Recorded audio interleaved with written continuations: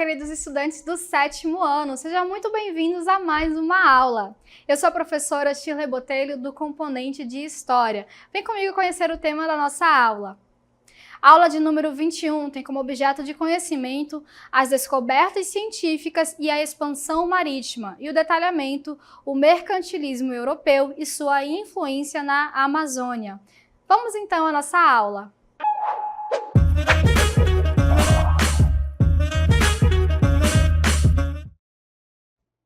Muito bem, então nesta aula nós vamos conectar os eventos que estão ocorrendo na Europa, aqui na colônia brasileira, aqui na Amazônia colonial. Que acontecimentos estão ocorrendo na Europa? Em qual período? A gente está falando daquele período ali de transição entre a Idade Média para a Idade Moderna. Aquele período ali onde vai ocorrer a transição do feudalismo para a Idade Moderna, onde o sistema econômico predominante vai ser o mercantilismo. Então, esse sistema que vai vigorar ali naquele período, vamos observar quais são suas características. O mercantilismo foi uma prática econômica e política predominante ali na Europa entre os séculos XVI e XVIII. Ele se caracterizou por uma série de ideias que buscavam fortalecer o poder econômico e político dos estados nacionais. Então, esse mercantilismo ele foi mais um conjunto de práticas econômicas. Então, vamos destacar algumas delas. A gente vai ter o metalismo, que é aquela crença de que uma nação ela era forte, rica e próspera, baseada na quantidade de metais preciosos que ela possuía. Então, temos aqui o metalismo. Outra característica importante era a balança comercial favorável. Essa característica ela é marcada pela entrada de produtos que deveria ser menor do que a saída. Então, a exportação deveria ser maior que a importação. Por quê? Quando você exporta, ou seja, quando sai mercadoria do estado, o que entra? Dinheiro, entra moeda. E quando você importa, quando você compra produtos estrangeiros, o que sai? Sai moeda do Estado Nacional. Então, não é interessante, já que o interessante é você acumular moedas, certo? Outra característica importante do mercantilismo é o protecionismo. Então, você vai proteger suas moedas, proteger sua riqueza nacional. E como é que você faz isso? Você vai taxar os produtos estrangeiros, você vai colocar taxas alfandegárias. Então, todas essas práticas, elas vão ser adotadas pelas monarquias absolutistas. Vocês lembram lá o que a gente comentou? Vão ser práticas utilizadas pelos estados nacionais modernos, pelos reis absolutistas. Então, dentro desse sistema mercantilista, esse sistema mercantil lidando com mercadorias, o que isso nos remete? Isso nos remete ao período das grandes navegações. Isso tem tudo a ver com o que a gente vai falar um pouquinho hoje. As grandes navegações, aquele período em que os europeus se desbravaram aos mares e, em busca de especiarias, foram atrás de rotas alternativas para chegar até as Índias e nesse processo eles chegam até a América e é aí que a gente entra dentro desse processo. Então vamos lá, o mercantilismo europeu ele teve um impacto significativo na região amazônica durante os períodos de colonização e exploração. A influência do mercantilismo na Amazônia ela pode ser observada através de vários aspectos e para isso eu trouxe vocês aqui dentro da floresta amazônica para a gente observar como o mercantilismo ele vai impactar. Então, como a gente pode ver, a floresta amazônica ela tem uma vasta biodiversidade e recursos naturais, que foi objeto de exploração intensiva pelos colonizadores europeus.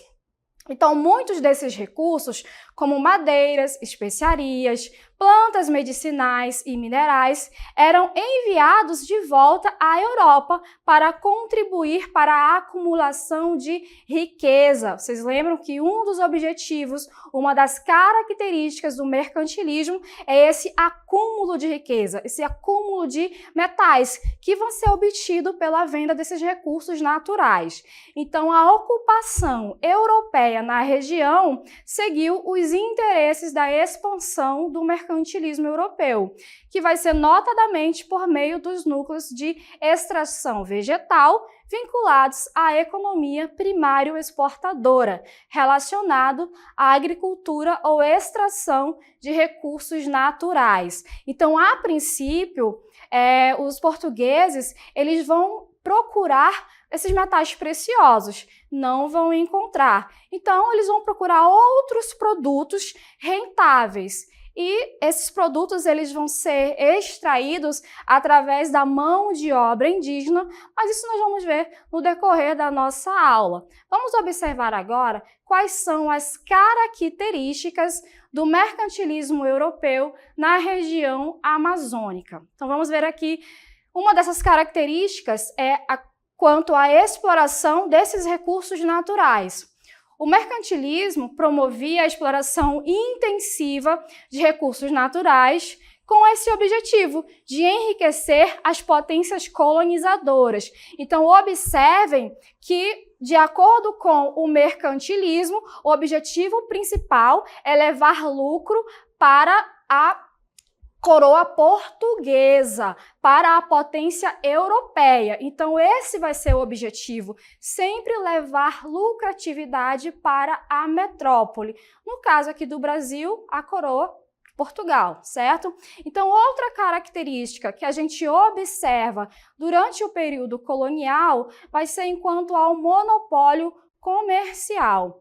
O sistema mercantilista buscava estabelecer monopólios comerciais. Mas o que eram monopólios comerciais?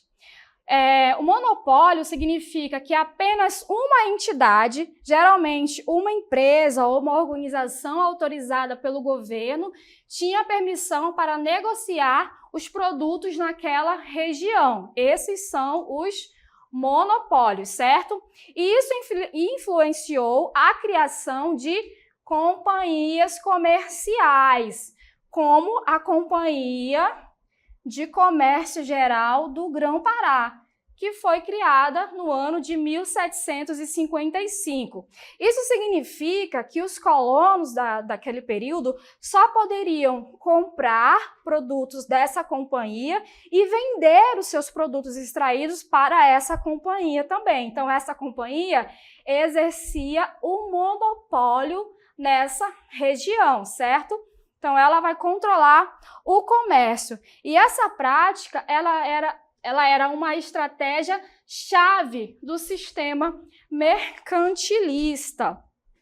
Outra característica muito importante desse período era quanto ao sistema de colonização. E para isso, trouxe vocês também a um outro cenário. Como vocês podem ver aqui, nós estamos num cenário muito importante. Vamos já falar sobre ele.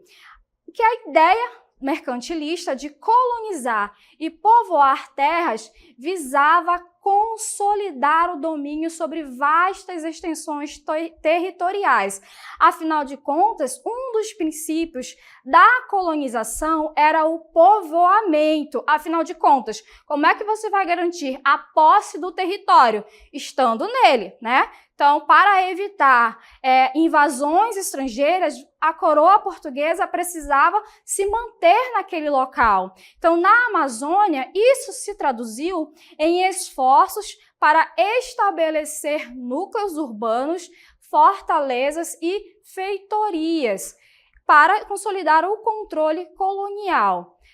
Como a gente pode observar aqui, nós estamos diante de um forte. Esse forte foi estabelecido em 1616, ele é o Forte do Presépio de Santa Maria de Belém, e ele marca o início da presença de Portugal na região e o surgimento do núcleo urbano que se transformaria na cidade de Santa Maria de Belém. Então, nesse contexto, os portugueses não apenas estabeleceram feitorias e missões, mas também enfrentaram confrontos para expulsar invasores. Boa parte desses invasores eram ingleses, franceses e holandeses, principalmente, tá? Então, eles asseguraram, assim, a posse do território. Então, a gente tem aqui um exemplo de um forte, certo? Que essas fortificações militares para garantir a segurança e a posse do território. Mas a gente mencionou também o estabelecimento de feitorias. As feitorias eram como se fossem entrepostos comerciais, para que eles comercializassem produtos para facilitar a vida dos colonos, né, para que eles pudessem comprar mercadorias. E também missões, que eram organizadas por missionários, sobretudo jesuítas, são os principais, não serão os únicos, mas é a principal ordem que vai se estabelecer na região. Então, a gente trouxe essa característica aqui muito importante do mercantilismo, que vai influenciar nesse processo de colonização aqui na região amazônica, certo? Outra característica é em relação ao controle estatal. O mercantilismo ele vai primar pelo controle do Estado nacional sobre a economia. Então, ele promovia a intervenção ativa do Estado nesse sistema. Então, na Amazônia, isso vai se manifestar em políticas e regulamentações que visavam garantir o controle estatal sobre o comércio. Então, a gente tem aqui o controle sobre o comércio. Vocês lembram lá que a gente comentou a criação de companhias para regulamentar o comércio, que vai controlar esse sistema, e os recursos naturais. Então, o Estado ele vai ter esse controle sobre esse comércio, sobre os recursos naturais. Isso vai resultar nesses monopólios e nessas práticas comerciais que serão muitas vezes bastante restritivas. E isso vai gerar, em muitos casos, em conflitos com os colonos. E em 1621 vai se estabelecer o Estado do Maranhão e Grão-Pará, tendo em São Luís como sua sede. Vai funcionar como uma entidade administrativa autônoma em relação ao Brasil. Isso aqui é um ponto muito importante, porque a gente tem que observar que o Brasil, naquele período, óbvio, a gente está falando do século XVII, ele ainda não estava estabelecido geograficamente como a gente tem hoje, certo? No entanto, naquele período, já era uma colônia com dimensões geográficas muito grandes. E também não haviam estradas, não havia pavimentação, e as condições geográficas de navegabilidade, de você se comunicar, eram muito difíceis. Então, era mais fácil você se comunicar, estando ali na província de Maranhão e Grão-Pará, você se comunicar diretamente com Lisboa, do que você se comunicar com a parte sul do país. Então, por isso, a gente vai ser estabelecido uma unidade administrativa diferente do Nordeste do Brasil, ok?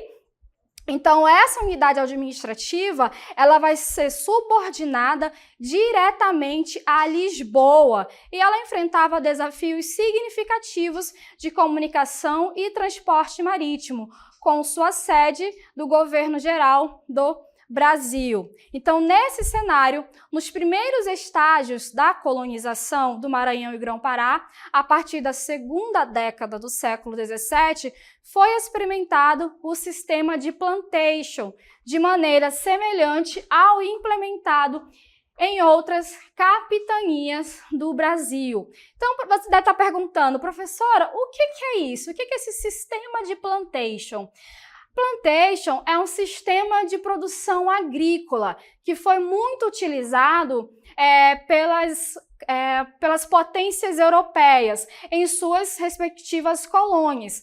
Então, o plantation ele tem como características a plantação em larga escala. Então, a gente vai ter os chamados latifúndios, certo? Então, são a produção em grandes propriedades de terra. A gente vai ter também a monocultura, ou seja, a produção agrícola de apenas um produto. No caso aqui do Brasil, vai ser inicialmente o açúcar, ok? Que vai substituir a economia do período pré-colonial, que era a extração do pau-brasil. Então, a gente vai ter esse primeiro produto agrícola que vai ser produzido no Nordeste brasileiro com as capitanias hereditárias, ok? Então, nós temos aqui os grandes latifúndios, nós temos a monocultura com a plantação da cana-de-açúcar, nós vamos ter a mão de obra escrava e a introdução da mão de obra de africanos escravizados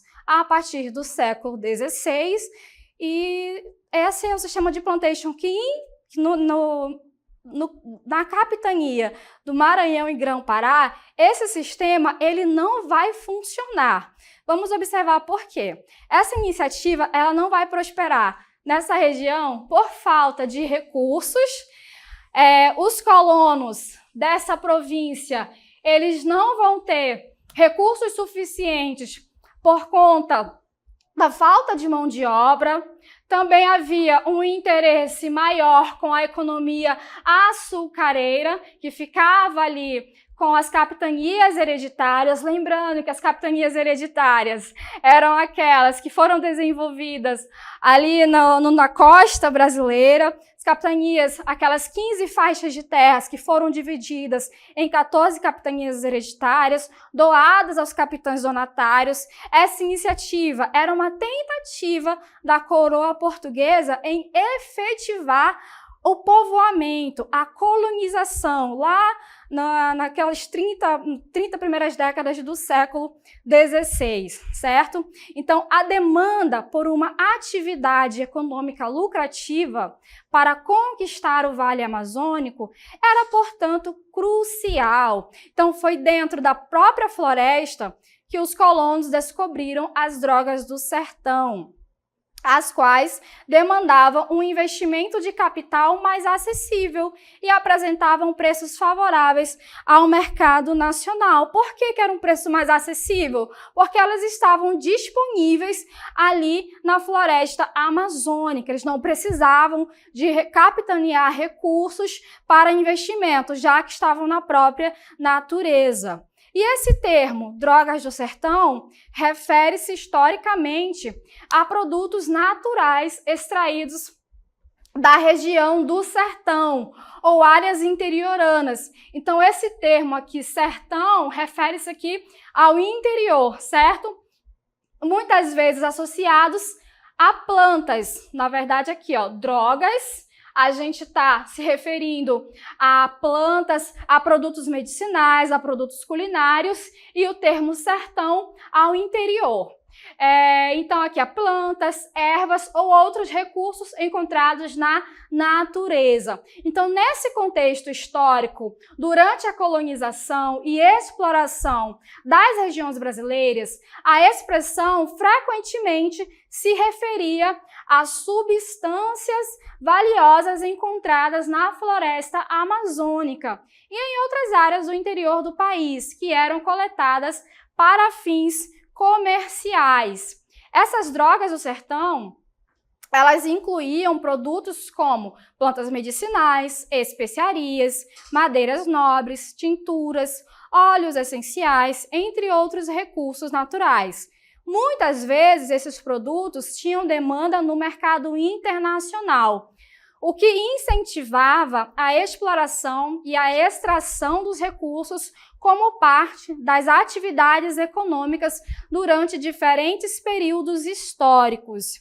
Então, dentro desses produtos, incluíam-se o urucum, o cacau, o cravo, a pimenta, a baunilha, o guaraná, a castanha do Pará, o algodão, o fumo, a mandioca, entre outros. É importante a gente destacar que esse interesse agora, aqui no século XVI, pelas drogas do sertão, ele também vai se dar porque aquele interesse, aquele comércio ali com as Índias, aqui nesse período entre o século XVI e XVII, ele já está declinando por conta da grande concorrência, já que as outras potências europeias também vão entrar naquele comércio. Então, os portugueses vão perder um pouquinho do espaço. Por isso, eles vão investir nesse comércio no Brasil com as drogas do sertão, ok?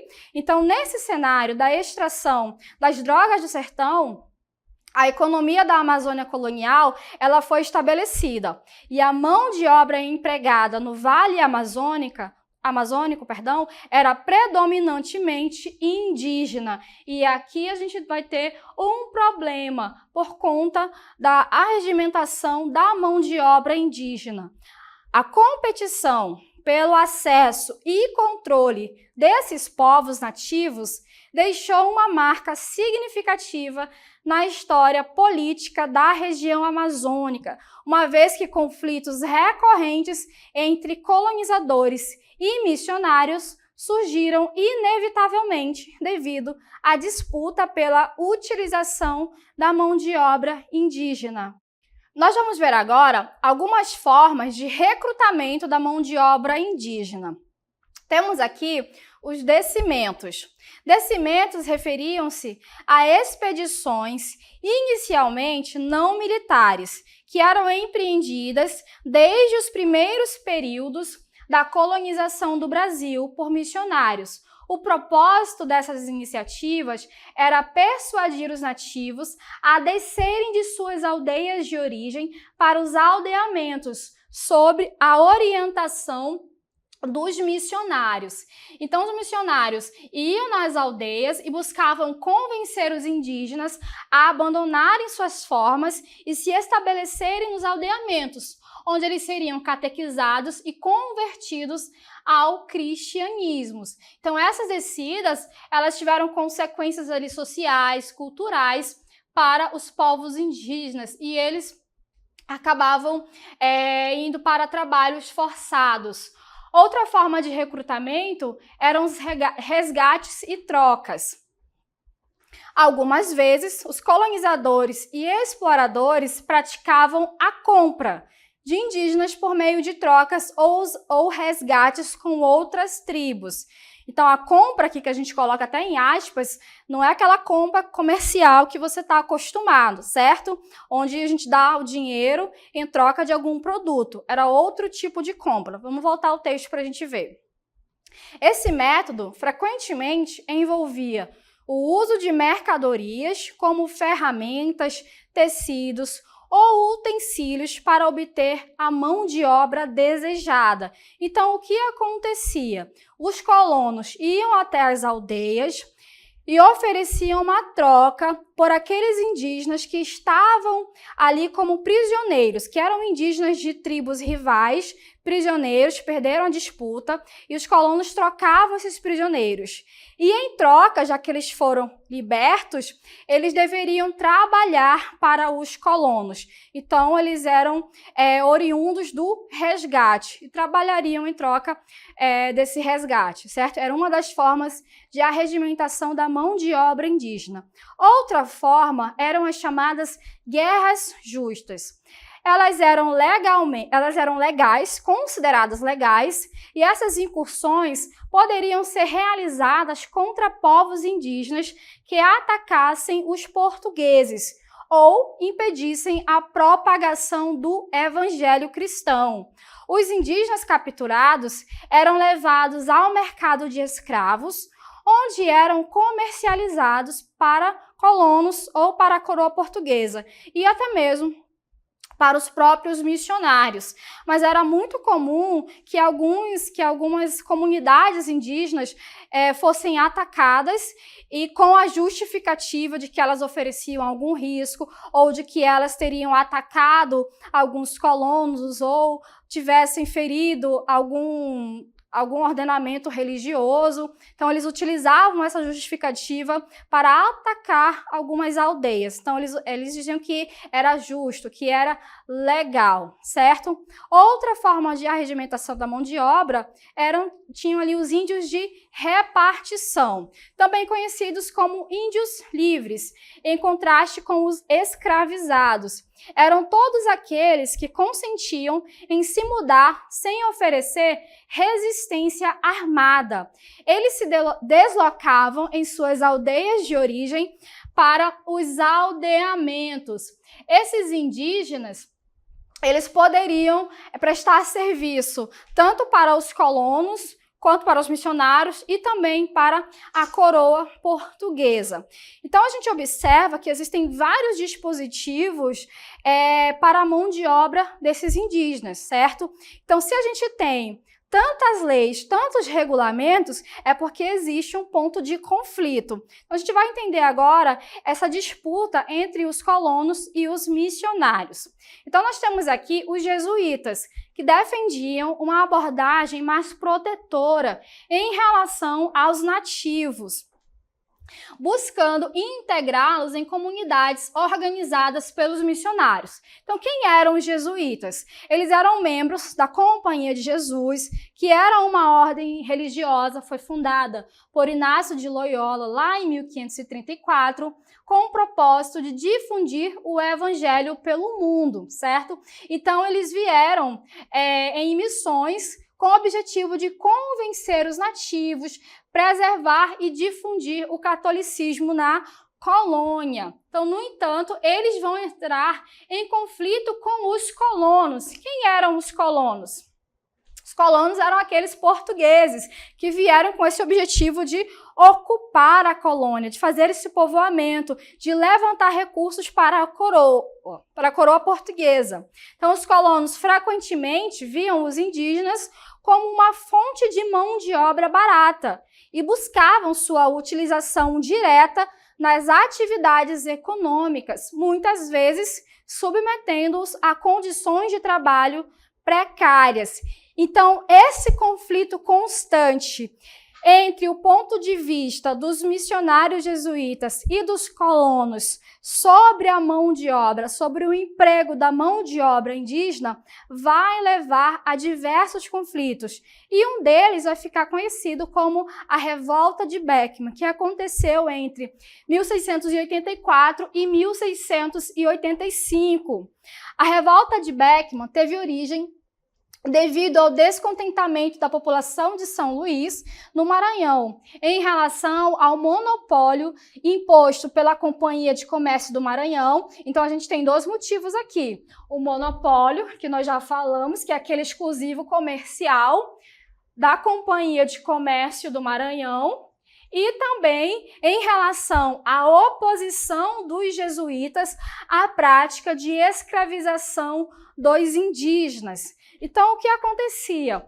A Companhia de Comércio do Maranhão, ela havia prometido que traria a cada ano cerca de 500 africanos escravizados para compor a mão de obra dos colonos ali na região. No entanto, ela não estava mantendo essa prática. Além disso, os colonos daquela região teriam que comprar e vender somente dessa companhia, mas ela acabava comprando os produtos muito barato, não dando lucro para os colonos, e o produto que ela vendia para eles era muito caro. Então, isso vai levar a um descontentamento muito grande. Além disso, eles acabaram ficando sem mão de obra, uma vez que os jesuítas não permitiam a escravização dos indígenas. Então, diante disso, os irmãos Beckman vão se levantar, vão conseguir arregimentar os homens bons, como eram chamados, os homens brancos, que tinham posses de terra, que comandavam a política local, e vão confrontar e tomar a cidade, né? Então, essa revolta vai durar cerca de 15 meses, até a coroa portuguesa intervir e debelar a revolta. Os líderes da revolta vão ser enforcados, outros líderes serão presos, serão degradados, e essa revolta é considerada uma revolta nativista do período colonial. O que isso significa? Que é uma revolta que tem motivações locais, não é uma revolta de caráter separatista, certo? A expulsão dos jesuítas, ela vai ocorrer no século seguinte. e vai ser uma decisão do Marquês de Pombal. Então, uma das medidas mais notáveis do Marquês de Pombal foi a expulsão dos jesuítas de Portugal e de suas colônias em 1759.